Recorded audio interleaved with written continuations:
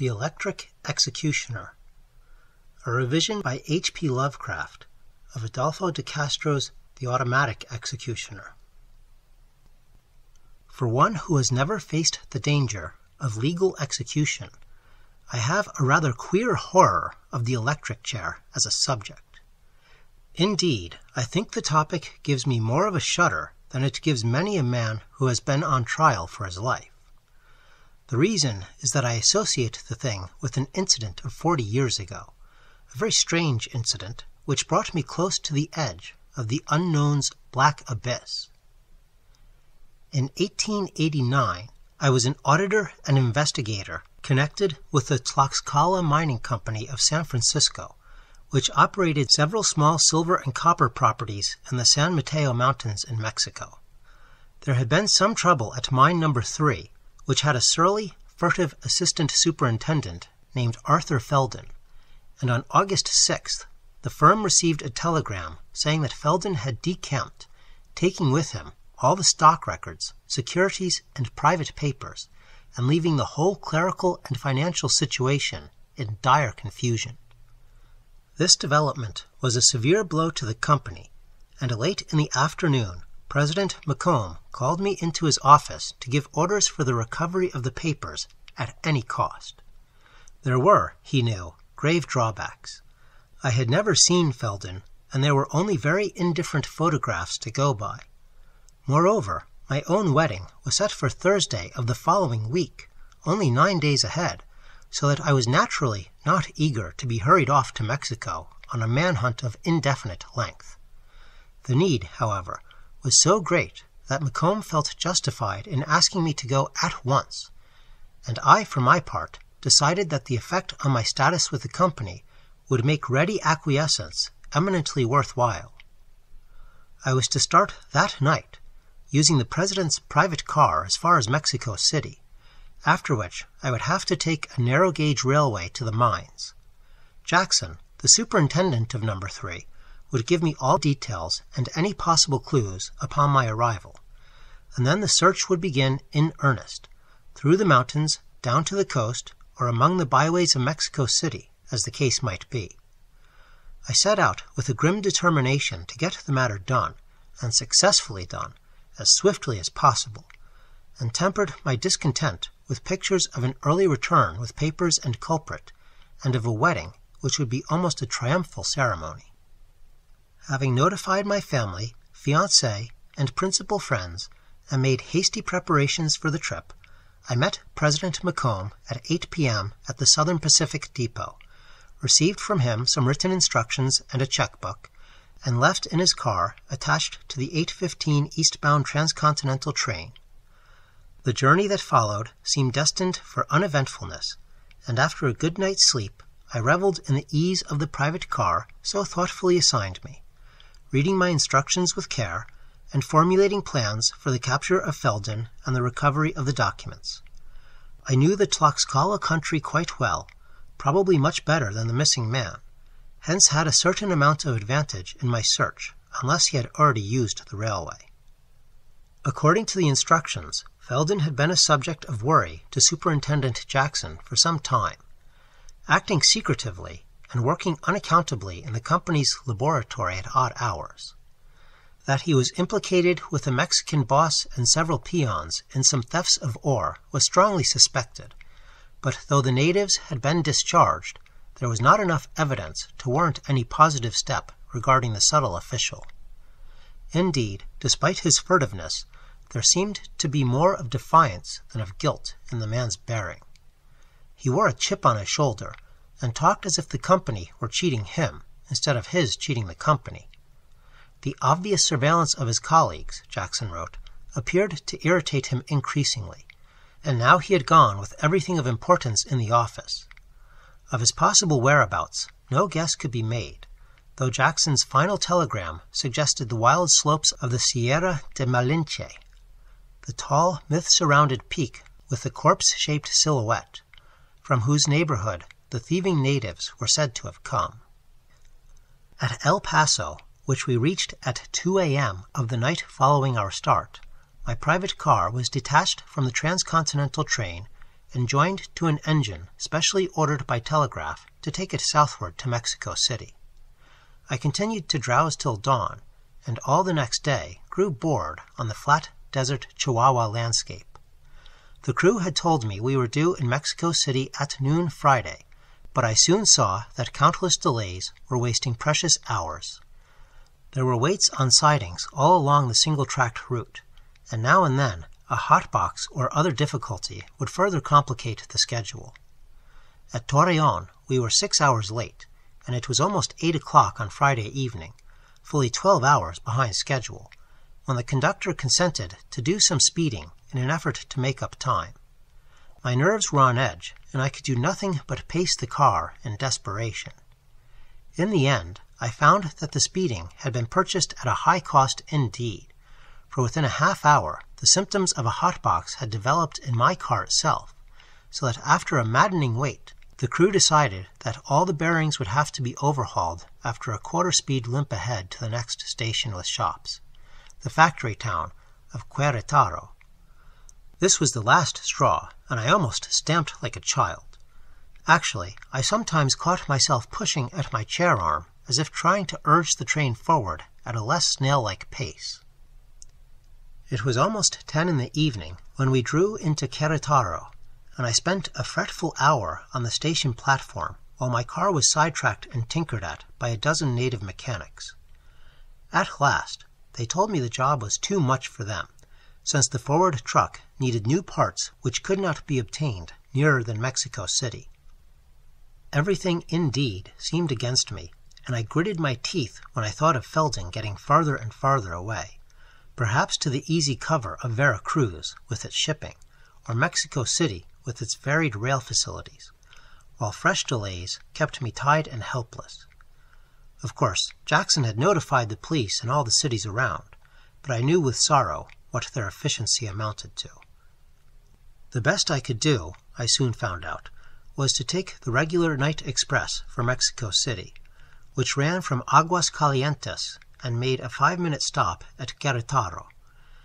It would be along at 1 a.m. if on time, and was due in Mexico City at 5 o'clock Saturday morning.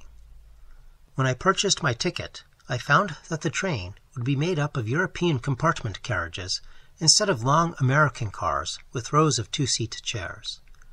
These had been much used in the early days of Mexican railroading, owing to the European construction interests back of the first lines, and in 1889 the Mexican Central was still running a fair number of them on its shorter trips.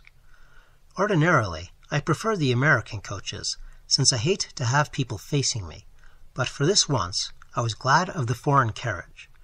At such a time of night I stood a good chance of having a whole compartment to myself, and in my tired, nervously hypersensitive state, I welcomed the solitude, as well as the comfortably upholstered seat with soft armrests and head cushion, running the whole width of the vehicle. I bought a first-class ticket, obtained my valise from the sidetracked private car, telegraphed both President Macomb and Jackson of what had happened, and settled down in the station to wait for the night express as patiently as my strained nerves would let me. For a wonder, the train was only a half-hour late, though even so, the solitary station vigil had about finished my endurance. The conductor, showing me into a compartment, told me he expected to make up the delay and reach the capital on time, and I stretched myself comfortably on the forward-facing seat in the expectation of a quiet 3.5-hour run. The light from the overhead oil lamp was soothingly dim, and I wondered whether I could snatch some much-needed sleep in spite of my anxiety and nerve tension. It seemed, as the train jolted into motion, that I was alone, and I was heartily glad of it. My thoughts leaped ahead to my quest, and I nodded with the accelerating rhythm of the speeding string of carriages. Then suddenly I perceived that I was not alone after all. In the corner diagonally opposite me, slumped down so that his face was invisible, sat a roughly clad man of unusual size, whom the feeble light had failed to reveal before.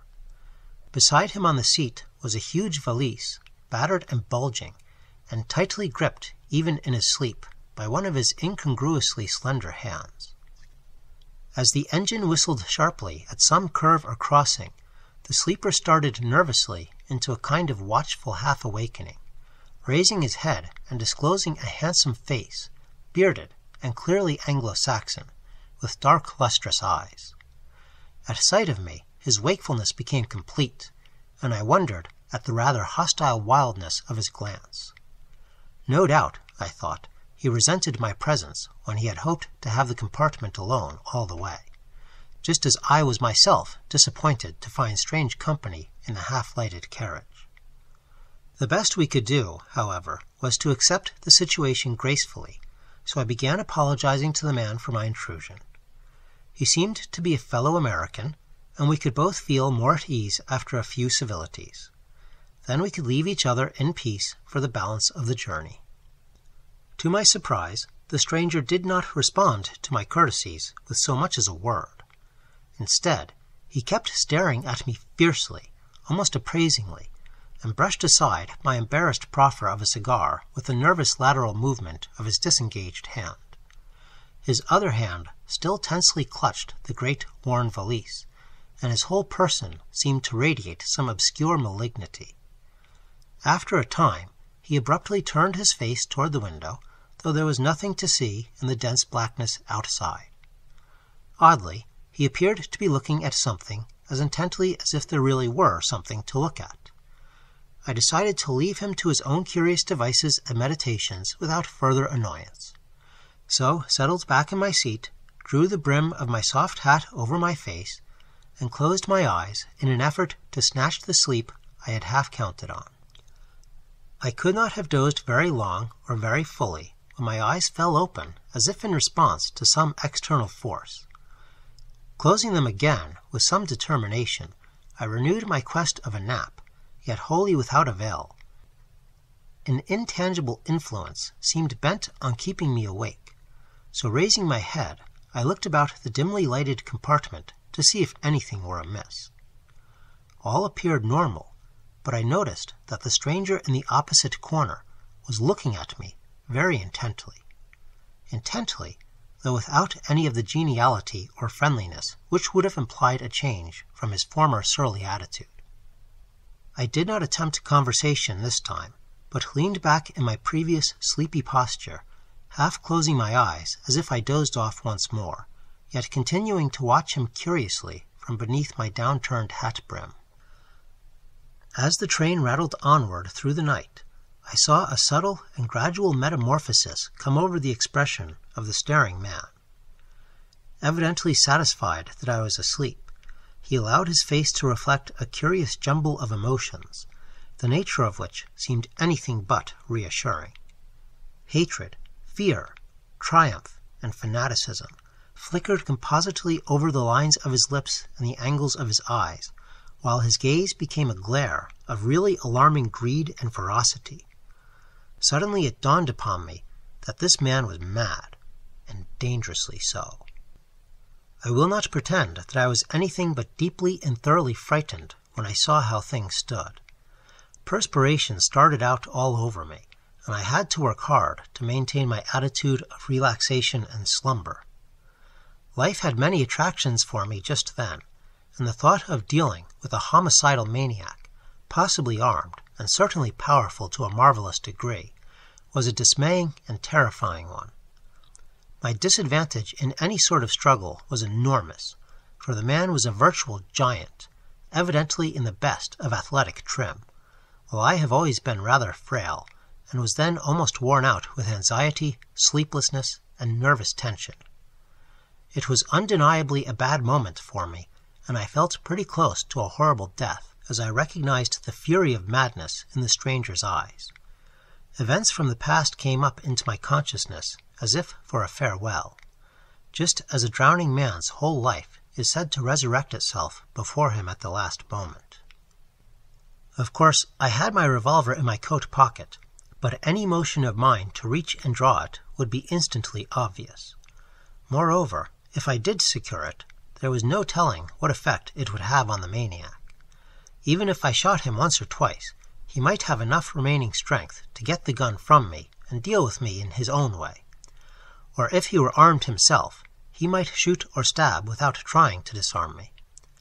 One can cow a sane man by covering him with a pistol, but an insane man's complete indifference to consequences gives him a strength and menace quite superhuman for the time being.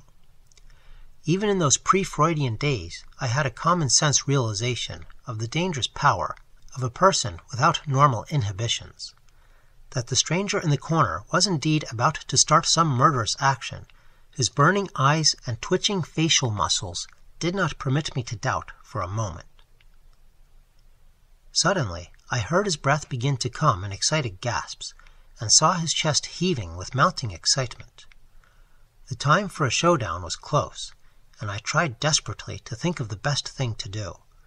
Without interrupting my pretense of sleep, I began to slide my right hand gradually and inconspicuously toward the pocket containing my pistol, watching the madman closely as I did so, to see if he would detect any move. Unfortunately, he did, almost before he had time to register the fact in his expression. With a bound so agile and abrupt as to be almost incredible in a man of his size, he was upon me before I knew what had happened, looming up and swaying forward like a giant ogre of legend, and pinioning me with one powerful hand, while with the other he forestalled me in reaching the revolver. Taking it from my pocket and placing it in his own, he released me contemptuously, well knowing how fully his physique placed me at his mercy. Then he stood up at his full height, his head almost touching the roof of the carriage, and stared down at me with eyes whose fury had quickly turned to a look of pitying scorn and ghoulish calculation. I did not move, and after a moment the man resumed his seat opposite me, smiling a ghastly smile as he opened his great bulging valise and extracted an article of peculiar appearance, a rather large cage of semi-flexible wire, woven somewhat like a baseball catcher's mask, but shaped more like the helmet of a diving suit. Its top was connected with a cord whose other end remained in the valise. This device he fondled with obvious affection, cradling it in his lap as he looked at me afresh and licked his bearded lips with an almost feline motion of the tongue. Then, for the first time, he spoke. In a deep, mellow voice of softness and cultivation, startlingly at variance with his rough corduroy clothes and unkempt aspect. "You are fortunate, sir. I shall use you first of all. You shall go into history as the first fruits of a remarkable invention. Vast sociological consequences. I shall let my light shine, as it were. I'm radiating all the time, but nobody knows it. Now you shall know. Intelligent guinea pig. Cats and burrows. It worked even with a burrow." He paused, while his bearded features underwent a convulsive motion closely synchronized with the vigorously gyratory shaking of the whole head. It was as though he was shaking clear of some nebulous obstructing medium, for the gesture was followed by a clarification or subtilization of expression, which hid the more obvious madness in a look of suave composure, through which the craftiness gleamed only dimly. I glimpsed the difference at once, and put in a word to see if I could lead his mind into harmless channels. "You seem to have a marvelously fine instrument, if I'm any judge. Won't you tell me how you came to invent it?" He nodded. "Mere logical reflection, dear sir. I consulted the needs of the age and acted upon them. Others might have done the same had their minds been as powerful, that is, as capable of sustained concentration, as mine. I had the sense of conviction, the available willpower, that is all. I realized, as no one else has yet realized, how imperative it is to remove everybody from the earth before Quetzalcoatl comes back, and realized also that it must be done elegantly. I hate butchery of any kind, and hanging is barbarously crude. You know, last year the New York legislature voted to adopt electric execution for condemned men, but all the apparatus they have in mind is as primitive as Stephenson's rocket or Davenport's first electric engine. I knew of a better way, and told them so, but they paid no attention to me. God, the fools! as if I didn't know all there is to know about men and death and electricity, student, man, and boy, technologist and engineer, soldier of fortune. He leaned back and narrowed his eyes. I was in Maximilian's army 20 years and more ago. They were going to make me a nobleman. Then those damned greasers killed him, and I had to go home. But I came back and forth, back and forth. I live in Rochester, New York. His eyes grew deeply crafty, and he leaned forward, touching me on the knee with the fingers of a paradoxically delicate hand. I came back, I say, and I went deeper than any of them. I hate greasers, but I like Mexicans. A puzzle. Listen to me, young fellow. You don't think Mexico is really Spanish, do you? God, if you knew the tribes I know. In the mountains. Anahuac, Tenochtitlan, the old ones.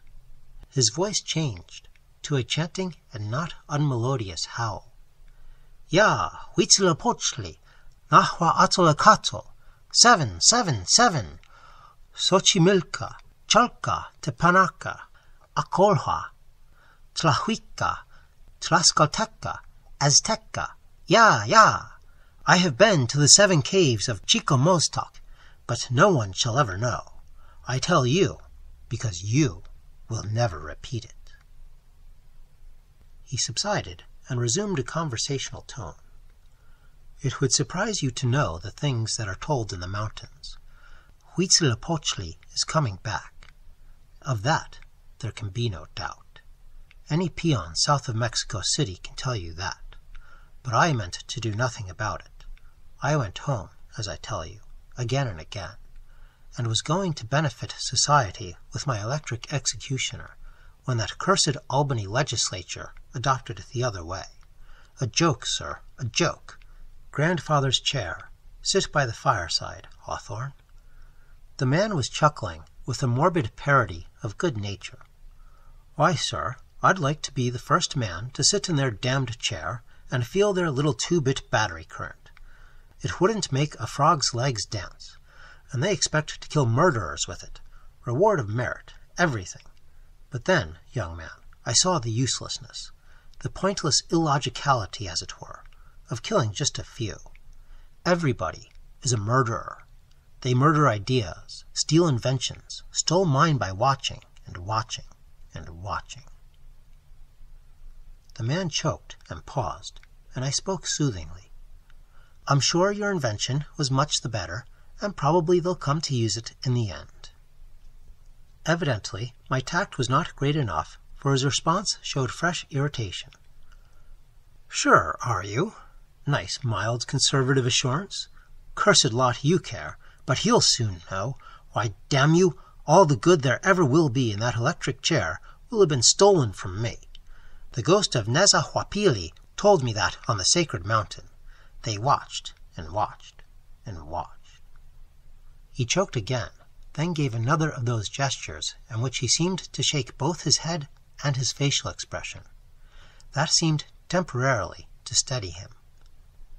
What my invention needs is testing. That is it. Here. The wire hood, or head net, is flexible and slips on easily. Neckpiece binds, but doesn't choke. Electrodes touch forehead and base of cerebellum, all that's necessary. Stop the head, and what else can go? The fools up at Albany, with their carved oak easy chair, think they've got to make it a head-to-foot affair. Idiots! Don't they know that you don't need to shoot a man through the body after you've plugged him through the brain? I've seen men die in battle. I know better. And then their silly high-power circuit dynamos, all that. Why didn't they see what I've done with the storage battery? Not a hearing. Nobody knows. I alone have the secret. That's why I and Quetzalcoatl and Huitzilopochtli will rule the world alone. I and they, if I choose to let them. But I must have experimental subjects. Subjects. Do you know whom I have chosen for the first? I tried jocoseness, quickly merging into friendly seriousness, as a sedative. Quick thought and apt words might save me yet. Well, there are lots of fine subjects among the politicians of San Francisco, where I come from. They need your treatment, and I'd like to help you introduce it. But really, I think I can help you in all truth. I have some influence in Sacramento, and if you'll go back to the States with me after I'm through with my business in Mexico, I'll see that you get a hearing." He answered soberly and civilly, "No, I can't go back. I swore not to when those criminals at Albany turned down my invention and set spies to watch me and steal from me. But I must have American subjects. Those greasers are under a curse and would be too easy, and the full-blooded Indians, the real children of the feathered serpent, are sacred and inviolate except for proper sacrificial victims, and even those must be slain according to ceremony. I must have Americans without going back, and the first man I choose will be signally honored. Do you know who he is?" I temporized desperately. "Oh, if that's all the trouble, I'll find you a dozen first-rate Yankee specimens as soon as we get to Mexico City. I know where there are lots of small mining men who wouldn't be missed for days." But he cut me short with a new and sudden air of authority, which had a touch of real dignity in it. "That'll do. We've trifled long enough. Get up and stand erect like a man. You're the subject I've chosen, and you'll thank me for the honor in the other world, just as the sacrificial victim thanks the priest for transferring him to eternal glory. A new principle. No other man alive has dreamed of such a battery, and it might never again be hit on if the world experimented 1,000 years. Do you know that atoms aren't what they seem? Fools! A century after this, some dolt would be guessing if I were to let the world live." As I arose at his command, he drew additional feet of cord from the valise and stood erect beside me, the wire helmet outstretched toward me in both hands, and a look of real exultation on his tanned and bearded face. For an instant, he seemed like a radiant Hellenic mystagogue or Arafant. "Here, O youth, a libation, wine of the cosmos, nectar of the starry spaces, Linos, Iacchos, Ialmenos, Zagreus, Dionysos, Atys, Hylas, sprung from the Apollo and slain by the hounds of Argos, seed of Samanthe, child of the sun, Evoe, Evoe." He was chanting again, and this time his mind seemed far back amongst the classic memories of his college days. In my erect posture, I noticed the nearness of the signal cord overhead, and wondered whether I could reach it through some gesture of ostensible response to his ceremonial mood. It was worth trying, so with an antiphonal cry of "Evoe," I put my arms forward and upward toward him in a ritualistic fashion, hoping to give the cord a tug before he could notice the act. But it was useless. He saw my purpose and moved one hand toward the right-hand coat pocket where my revolver lay. No words were needed, and we stood for a moment like carven figures. Then he quietly said, "Make haste." Again my mind rushed frantically about, seeking avenues of escape. The doors, I knew, were not locked on Mexican trains, but my companion could easily forestall me if I tried to unlatch one and jump out. Besides, our speed was so great that success in that direction would probably be as fatal as failure. The only thing to do was to play for time. Of the 3.5-hour trip, a good slice was already worn away, and once we got to Mexico City, the guards and police of the station would provide instant safety. There would, I thought, be 2 distinct times for diplomatic stalling. If I could get him to postpone the slipping on of the hood, that much time would be gained. Of course, I had no belief that the thing was really deadly, but I knew enough of madmen to understand what would happen when it failed to work. To his disappointment would be added a mad sense of my responsibility for the failure, and the result would be a red chaos of murderous rage. Therefore, the experiment must be postponed as long as possible. Yet the second opportunity did exist, for if I planned cleverly, I might devise explanations for the failure which would hold his attention and lead him into more or less extended searches for corrective influences. I wondered just how far his credulity went, and whether I could prepare in advance a prophecy of failure which would make the failure itself stamp me as a seer or initiate, or perhaps a god. I had enough of a smattering of Mexican mythology to make it worth trying, though I would try other delaying influences first, and let the prophecy come as a sudden revelation. Would he spare me in the end if I could make him think me a prophet or divinity? Could I get by as Quetzalcoatl or Huitzilopochtli? Anything to drag matters out till 5 o'clock, when we were due in Mexico City. But my opening stall was the veteran will-making ruse. As the maniac repeated his command for haste, I told him of my family and intended marriage, and asked for the privilege of leaving a message and disposing of my money and effects. If, I said, he would lend me some paper and agree to mail what I should write, I could die more peacefully and willingly. After some cogitation, he gave me a favorable verdict, and fished in his valise for a pad, which he handed me solemnly as I resumed my seat. I produced a pencil, artfully breaking the point at the outset, and causing some delay while he searched for one of his own.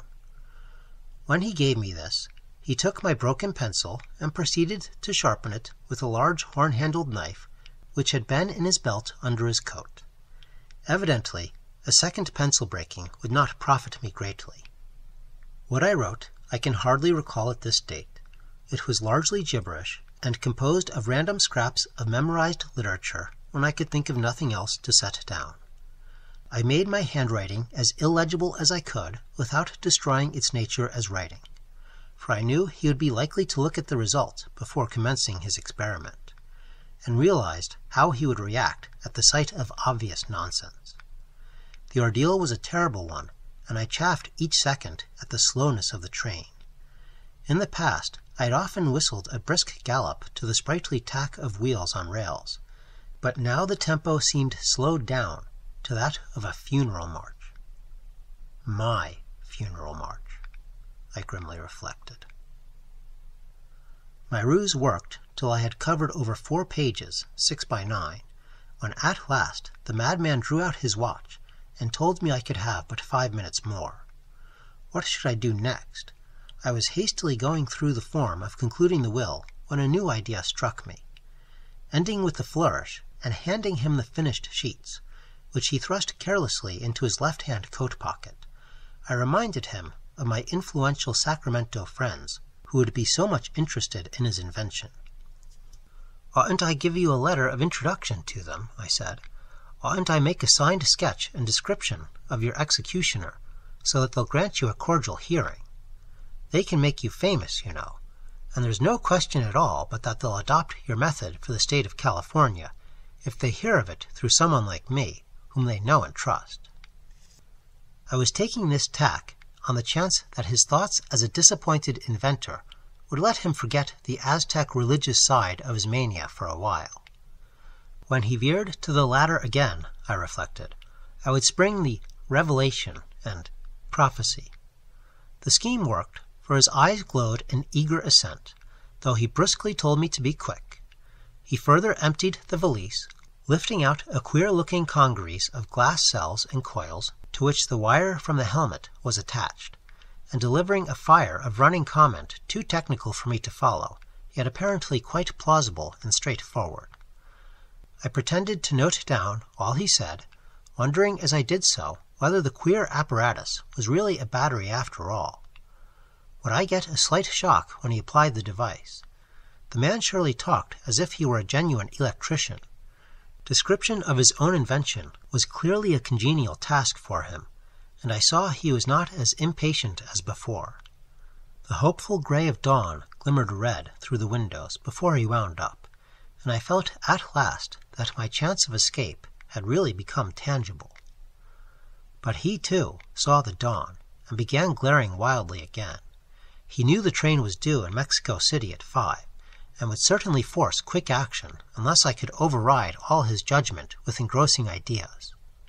As he rose with a determined air, setting the battery on the seat beside the open valise, I reminded him that I had not made the needed sketch, and asked him to hold the headpiece so that I could draw it near the battery. He complied and resumed his seat, with many admonitions to me to hurry. After another moment, I paused for some information, asking him how the victim was placed for execution and how his presumable struggles were overcome. "Why," he replied, "the criminal is securely strapped to a post. It does not matter how much he tosses his head, for the helmet fits tightly and draws even closer when the current comes on. We turn the switch gradually. You see it here, a carefully arranged affair with a rheostat." A new idea for delay occurred to me as the tilled fields and increasingly frequent houses in the dawn light outside told of our approach to the capital at last. "But," I said, "I must draw the helmet in place on a human head as well as beside the battery. Can't you slip it on yourself a moment so that I can sketch you with it? The papers as well as the officials will want all this, and they are strong on completeness." I had, by chance, made a better shot than I had planned, for at my mention of the press, the madman's eyes lit up afresh. "The papers, yes, damn them! You can make even the papers give me a hearing.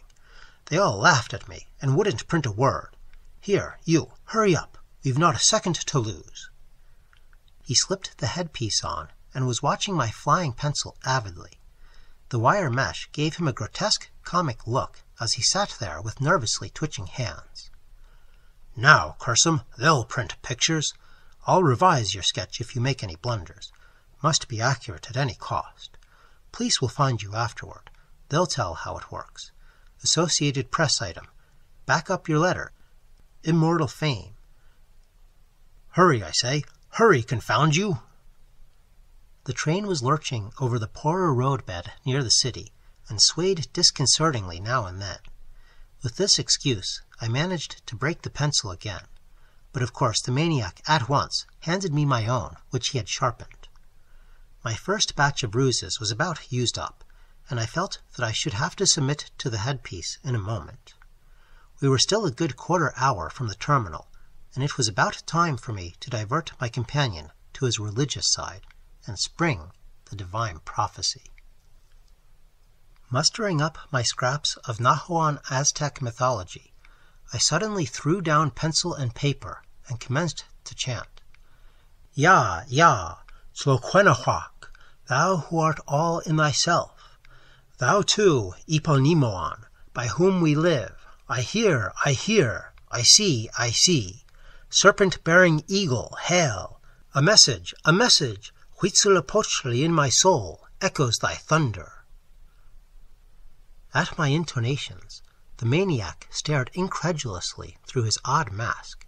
His handsome face shone in a surprise and perplexity which quickly changed to alarm. His mind seemed to go blank a moment, then to recrystallize in another pattern. Raising his hands aloft, he chanted as if in a dream. "Niguratl-Yig, great lord, a sign from within thy black cave. Ya, Tonatiuh-Metztli, Cthulhu, command, and I serve." Now, in all this responsive gibberish, there was one word which struck an odd chord in my memory. Odd, because it never occurs in any printed account of Mexican mythology, yet had been overheard by me more than once as an awestruck whisper among the peons in my own firm's Tlaxcala mines. It seemed to be part of an exceedingly secret and ancient ritual, for there were characteristic whispered responses which I had caught now and then, and which were as unknown as itself to academic scholarship. This maniac must have spent considerable time with the hill peons and Indians, just as he had said, for surely such unrecorded lore could have come from no mere book learning. Realizing the importance he must attach to this doubly esoteric jargon, I determined to strike at his most vulnerable spot and give him the gibberish responses the natives used.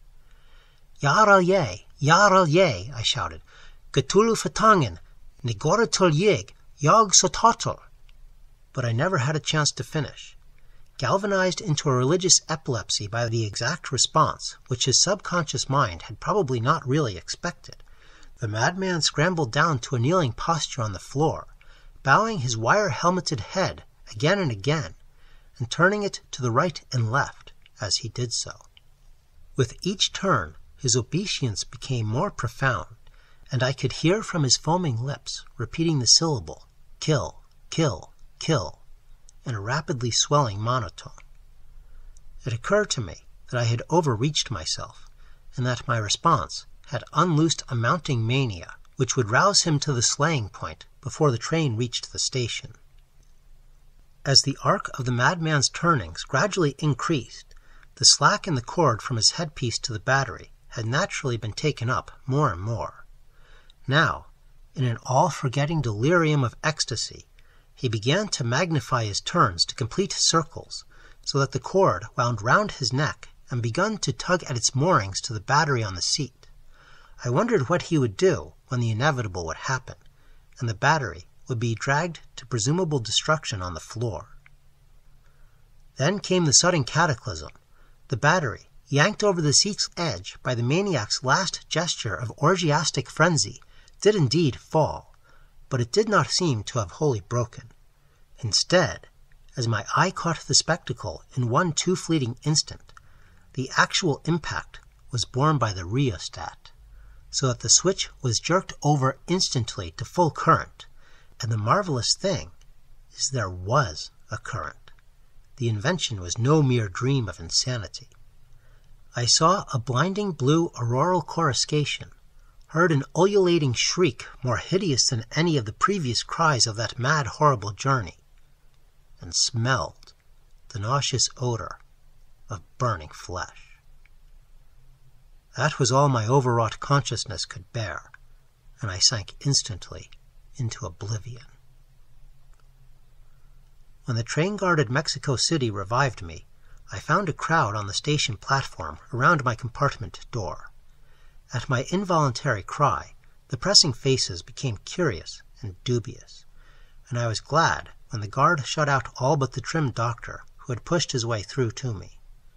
My cry was a very natural thing, but it had been prompted by something more than the shocking sight on the carriage floor which I had expected to see.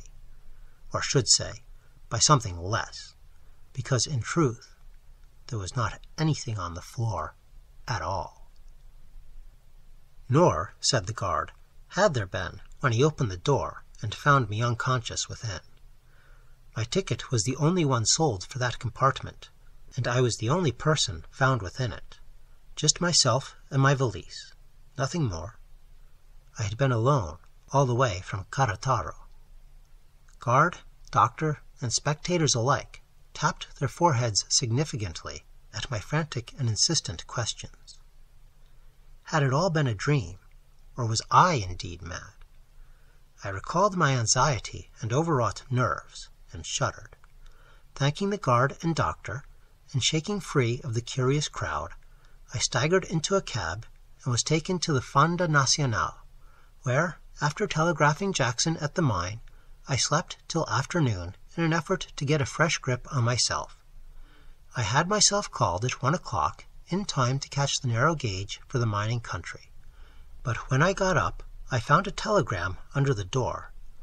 It was from Jackson, and said that Felden had been found dead in the mountains that morning, the news reaching the mine about 10 o'clock. The papers were all safe, and the San Francisco office had been duly notified. So the whole trip, with its nervous haste and harrowing mental ordeal, had been for nothing. Knowing that Macomb would expect a personal report despite the course of events, I sent another wire ahead and took the narrow gauge after all. 4 hours later, I was rattled and jolted into the station of Mine No. 3, where Jackson was waiting to give a cordial greeting. He was so full of the affair at the mine that he did not notice my still shaken and seedy appearance. The superintendent's story was brief, and he told me it as he led me toward the shack up the hillside above the Arrastre, where Felden's body lay. Felden, he said, had always been a queer, sullen character, ever since he was hired the year before, working at some secret mechanical device and complaining of constant espionage and being disgustingly familiar with the native workmen. But he certainly knew the work, the country, and the people. He used to make long trips into the hills where the peons lived, and even to take part in some of their ancient heathenish ceremonies. He hinted at odd secrets and strange powers as often as he boasted of his own mechanical skill. Of late, he had disintegrated rapidly, growing morbidly suspicious of his colleagues, and undoubtedly joining his native friends in ore-thieving after his cash got low.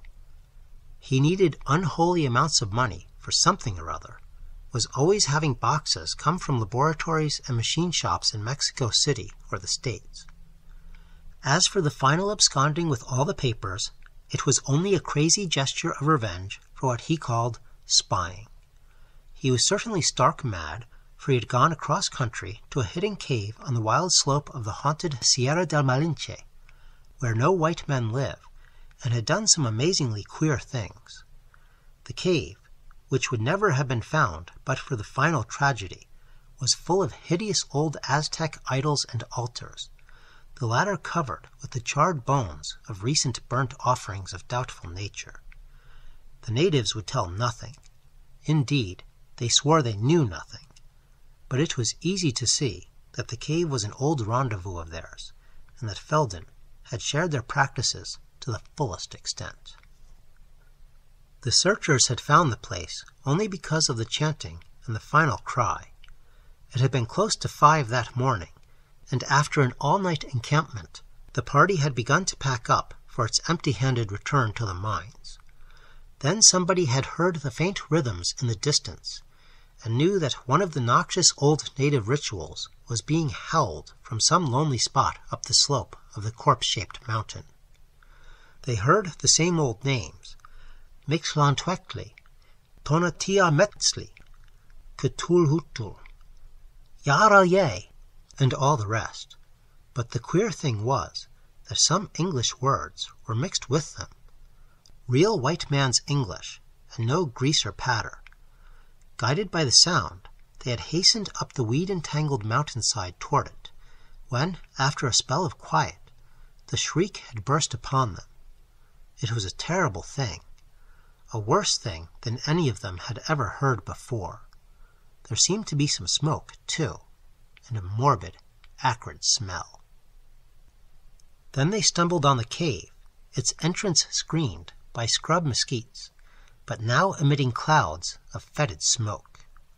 It was lighted within, the horrible altars and grotesque images revealed flickeringly by candles which must have been changed less than a half-hour before. And on the gravelly floor lay the horror that made all the crowd reel backward. It was Feldon, head burned to a crisp by some odd device he had slipped over it, a kind of wire cage connected with a rather shaken-up battery which had evidently fallen to the floor from a nearby altar pot. When the men saw it, they exchanged glances, thinking of the electric executioner Feldon had always boasted of inventing, the thing which everyone had rejected, but had tried to steal and copy. The papers were safe in Feldon's open portmanteau, which stood close by, and an hour later the column of searchers started back for number 3, with a grisly burden on an improvised stretcher. That was all, but it was enough to make me turn pale and falter as Jackson led me up past the arrastre to the shed where he said the body lay. For I was not without imagination, and knew only too well into what hellish nightmare this tragedy somehow supernaturally dovetailed. I knew what I should see inside that gaping door around which the curious miners clustered, and did not flinch when my eyes took in the giant form, the rough corduroy clothes, the oddly delicate hands, the wisps of burnt beard, and the hellish machine itself, battery slightly broken, and headpiece blackened by the charring of what was inside. The great bulging portmanteau did not surprise me, and I quailed only at 2 things: the folded sheets of paper sticking out of the left-hand pocket, and the queer sagging of the corresponding right-hand pocket. In a moment when no one was looking, I reached out and seized the 2 familiar sheets, crushing them in my hand without daring to look at their penmanship. I ought to be sorry now that a kind of panic fear made me burn them that night with averted eyes. They would have been a positive proof or disproof of something, But for that matter, I could still have had proof by asking about the revolver the coroner afterward took from that sagging right-hand coat pocket. I never had the courage to ask about that, because my own revolver was missing after the night on the train. My pocket pencil, too, showed signs of a crude and hasty sharpening, unlike the precise pointing I had given it Friday afternoon on the machine in President McComb's private car. So in the end, I went home still puzzled. Mercifully puzzled, perhaps. The private car was repaired when I got back to Querétaro, but my greatest relief was crossing the Rio Grande into El Paso and the States. By the next Friday, I was in San Francisco again, and the postponed wedding came off the following week. As to what really happened that night, as I've said, I simply don't dare to speculate. That chap Felden was insane to start with, and on top of his insanity, he had piled a lot of prehistoric Aztec witch lore that nobody has any right to know. He was really an inventive genius, and that battery must have been the genuine stuff. I heard later how he had been brushed aside in former years by press, public, and potentates alike. Too much disappointment isn't good for men of a certain kind. Anyhow, some unholy combination of influences was at work. He had really, by the way, been a soldier of Maximilian's. When I tell my story, most people call me a plain liar. Others lay it to abnormal psychology, and heaven knows I was overwrought, while still others talk of astral projection of some sort. My zeal to catch Felden certainly sent my thoughts ahead toward him, and with all his Indian magic, he'd be about the first one to recognize and meet them. Was he in the railway carriage, or was I in the cave on the corpse-shaped haunted mountain? What would have happened to me had I not delayed him as I did? I'll confess I don't know, and I'm not sure that I want to know. I've never been in Mexico since, and as I said at the start, I don't enjoy hearing about electric executions.